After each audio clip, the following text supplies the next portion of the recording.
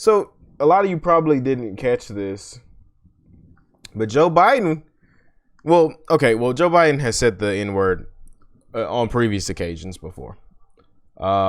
He said it on previous occasions before. This specific one, this is a new one. This is the 2021. Let's watch a little bit of this here. Well, actually, it's 54 seconds. Let's watch the whole thing. You tell me. Look, the range of challenges Europe and the United States must take on together is broad and complex. And I'm eager to hear next from my good friends and outstanding leaders. And I'm eager to hear next from my good friends and outstanding leaders. Chancellor Merkel about her thoughts. All right. So this whole thing, media kind of overlooked this. Well, not kind of, but they overlooked the crap out of it. Even on YouTube with their closed captioning, you can go find the video, play it on YouTube. He said N-word, ED. Now, obviously, he meant to say eager. But can you imagine if this was President Trump that had said this? Could you imagine how Don Lemon would get on CNN and say, "Oh, I'm so hurt. The racism runs so deep in Donald Trump that when he's not even talking about black people, he just says the N-word out of nowhere. Oh, woe is me." Then that's some stuff that Don Lemon would actually do. Look, I'm going to be consistent here. I don't care. He said it. He accidentally said it. It doesn't matter. Do I think Joe Biden's racist? No, but I do think he's an idiot, and he doesn't know what he's talking about half the time. So he could have been thinking about black people in his mind, and that's why he said it. It could have just been a slip. I really don't care. I just think he's an idiot. So anyway, moving on. And this is the last part with the cancel culture thing here. And we're going to talk about Senator Rand Paul. And he dealt with that lady, man, or whatever you want to. And look and say, hey, no disrespect to any transgender people at all. No disrespect at all. But once you start like pushing for kids to be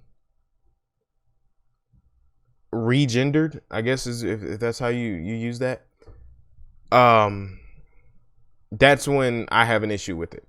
I don't care what you do 18 years or whatever, 18 years old or whatever. Once you start talking about mutilating kids, which is exactly what it is, let's not pretend like by stopping someone from going through hormonal changes to become a man or woman, because there's only two genders. We're not going to get into that. I mean, there's only two genders. Why do people trans into another gender? Whatever. So here, let's just watch a little bit of this. It's 5 minutes. We're not going to watch the whole thing, just a little bit. Leading up until when Dr. Levine rebuttals. Genital mutilation has been nearly universally condemned. Genital mutilation has been condemned by the WHO, the United Nations Children's Fund, the United Nations Population Fund. According to the WHO, genital mutilation is recognized internationally as a violation of human rights. Genital mutilation is considered particularly egregious because, as the WHO notes, it is nearly always carried out on minors and is a violation of the rights of children. Most genital mutilation is not typically performed by force, but as WHO notes, that by social convention, social norm, the social pressure to conform, to do what others do and have been doing, as well as the need to be accepted socially and the fear of being rejected by the community. American culture is now normalizing the idea that minors can be given hormones to prevent their biological development of their secondary sexual characteristics. Dr. Levine, you have supported both allowing minors to be given hormone blockers to prevent them from going through puberty, as well as surgical destruction of a minor's genitalia. Like surgical mutilation, hormonal interruption of puberty can permanently alter and prevent secondary sexual characteristics. The American College of Pediatricians reports that 80 to 95% of prepubertal children with gender dysphoria will experience resolution by late adolescence if not exposed to medical intervention and social affirmation. Dr. Levine, do you believe that minors are capable of making such a life-changing decision as changing one's sex? Well, Senator, thank you for your interest in this question. Transgender medicine is a very complex and nuanced field with robust research and standards of care that have been developed. And if I am fortunate enough to be confirmed as the Assistant Secretary of Health, I would look forward to working with you and your office and coming to your office and discussing the particulars of the standards of care for transgender medicine. Didn't answer the question. Was about minors. Let's be a little more specific since you evaded the question. Do you support the government intervening to override the parent's consent to give a child puberty blockers, cross-sex hormones, and/or amputation surgery of breasts and genitalia? You have said that you're willing to accelerate the protocols for street kids. I'm alarmed that poor kids with no parents who are homeless and distraught, you would just go through this and allow that to happen to a minor. I would hope that you would have compassion for Kira Bell, who's a 23-year-old girl who was confused with her identity. At 14, she read on the internet about something about transsexual. She thought, well, maybe that's what I am. She ended up getting these puberty blockers, cross-sex hormones. She had her breasts amputated. But here's what ultimately she says now. And this is a very insightful decision from someone who made a mistake but was led to believe this was a good thing by the medical community. I made a brash decision as a teenager, as a lot of teenagers do, trying to find confidence and happiness, except now the rest of my life will be negatively affected, she said, adding that the medicalized gender transitioning was a very temporary, superficial fix for a very complex identity issue.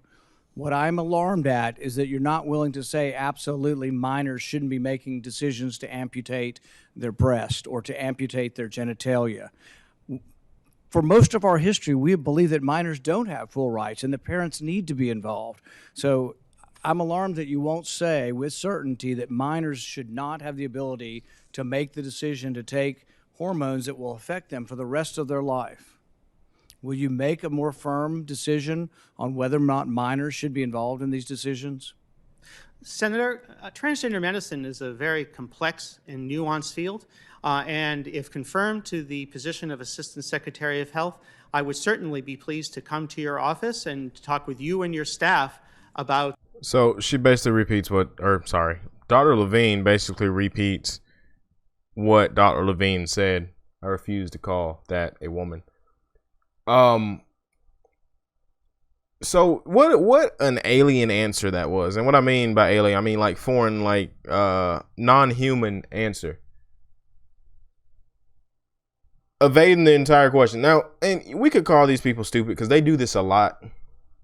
Jan Panansky or whatever her name is, Psaki, which, I mean, I'm not gonna lie, Jan Psaki, she's cute. Okay, redhead, cute, she's cute. But she's not Barbie. She's not what's her name? Dang, I forgot her already. President Trump's secretary. God dang it. Well, Barbie's good enough for me. But anyway, so what a robotic answer. We could say these people are stupid, but they're not stupid.